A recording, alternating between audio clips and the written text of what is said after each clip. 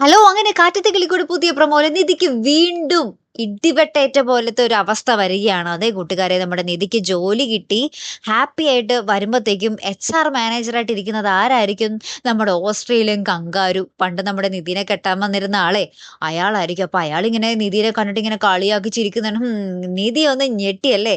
ഓസ്ട്രേലിയയിൽ ബിസിനസ് ചെയ്യുന്ന ഞാൻ എന്തേ ഈ ഒരു ചെറിയ കമ്പനിയിൽ എച്ച്ആർ മാനേജറായിട്ട് വന്നു എന്ന് നീ വിചാരിക്കുന്നുണ്ടാകും എന്നൊക്കെ പറഞ്ഞ് അയാള് കുറെ വട്ടം ഡയലോഗൊക്കെ അടിക്കുന്നുണ്ട്. അപ്പൊ നിധി ഭയങ്കര ദേഷ്യം പിടിച്ചൊക്കെ നിൽക്കുന്ന ഒരു രംഗങ്ങളാട്ടോ നമുക്ക് കാണുവാൻ സാധിച്ചതേ.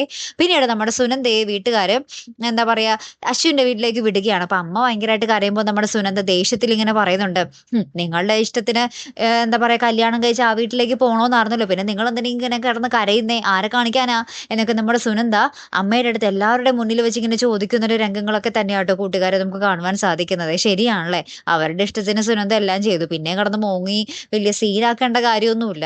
എന്തായാലും കാത്തിരിക്കാം കേട്ടോ. അപ്പൊ അടുത്തൊരു വീഡിയോയുമായി വരുന്നത് വരയ്ക്കും ഗുഡ് ബൈ.